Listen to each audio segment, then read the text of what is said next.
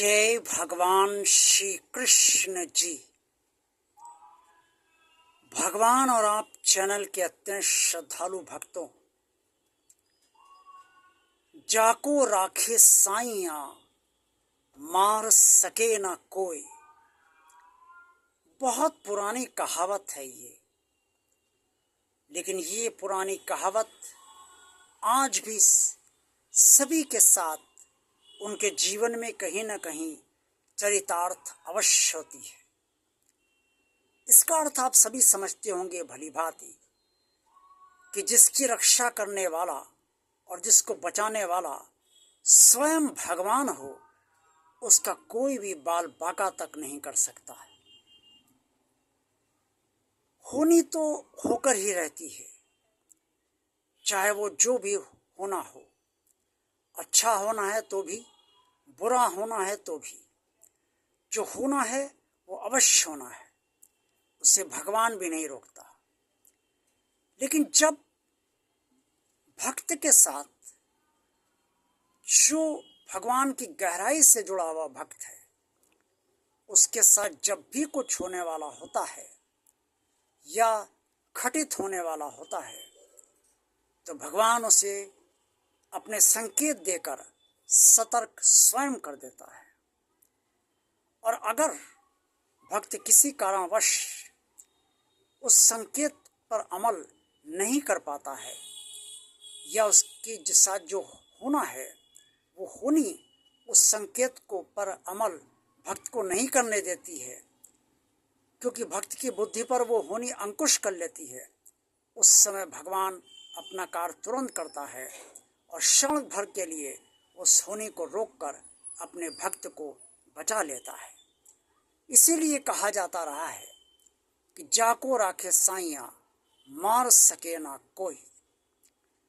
अगर किसी से किसी की बहुत गहरी शत्रुता है और वो किसी को गोली मार देता है या मारने का प्रयास करता है, तो उस समय भी अगर भगवान को उसे बचाना है उस व्यक्ति को, तो वो गोली या तो उसे लगेगी नहीं, या फिर अगर लगेगी तो बहुत हल्की चोट देकर निकल जाएगी, क्योंकि वहाँ सुरक्षा स्वयं भगवान की है, वहाँ रक्षा स्वयं भगवान की है।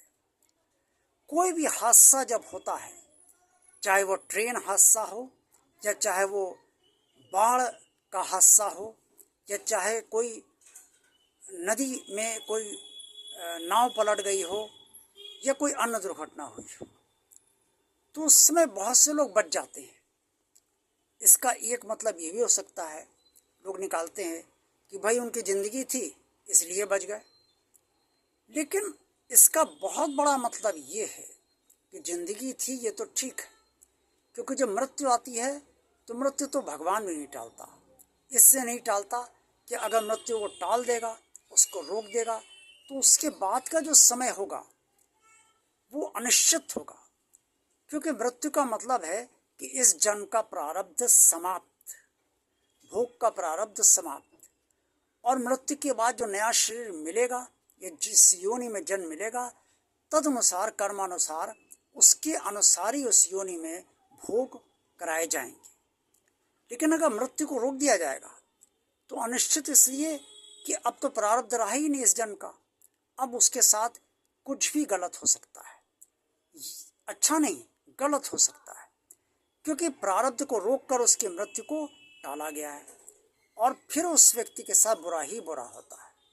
इसीलिए जब किसी की मृत्यु आए तो महामृत्युंजय का महाजाप कभी नहीं करवाना चाहिए, क्योंकि ऐसा करने से उस व्यक्ति की हो सकता है कुछ समय के लिए जीवन बढ़ जाए, लेकिन जितना जीवन उसका बढ़ता है ज़रूरी नहीं है उसके लिए आरामदायक हो, वो उसी के लिए कष्टदायक बन जाता है।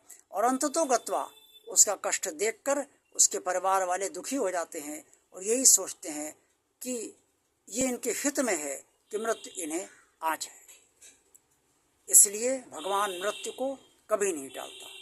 लेकिन फिर भी अगर किसी की मृत्यु नहीं है और उसके साथ हादसा होता है, चाहे वो किसी प्रकार का हादसा हो, दुर्घटना हो, तो उस समय भगवान अपने भक्त की या जो भी लोग भगवान से गहराई से जुड़े हुए हैं उनकी सुरक्षा वहाँ तक करता है जहाँ तक कि उनकी भक्ति करवाने के लिए भगवान के समक्ष आधार बनता है।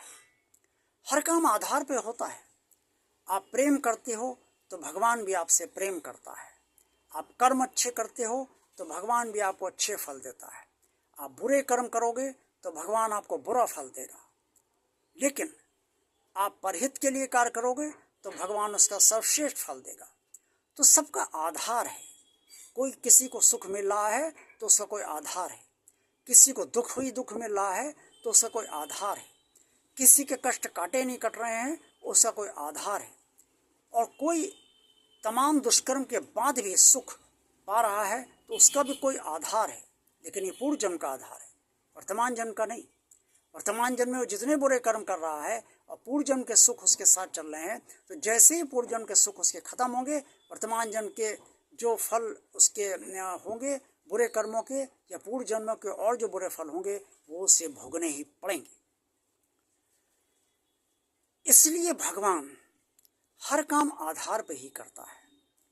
लेकिन ये बात बिल्कुल सच है जो मैंने आपसे शुरुआत में कही थी और जहाँ से मैंने अपना विषय आप सबके समक्ष शुभारंभ किया था कि जाको राखे साइयाँ मार सके ना कोई, कि जब भगवान किसी की सुरक्षा करता है तो उस समय उसका कोई बाल बाका, कोई भी व्यक्ति, चाहे वो कितना ही बलशाली हो, चाहे वो कितना ही समस्त दृष्टियों से सामर्थ्यवान हो, वो बाल बाका नहीं कर पाएगा।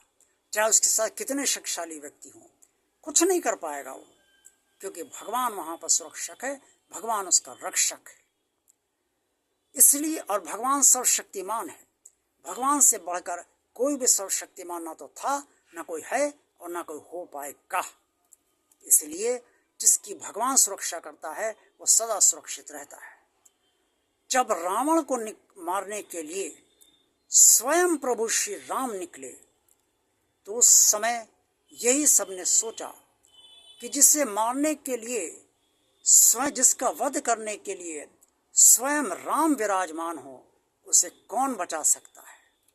और रावण बच भी नहीं पाया।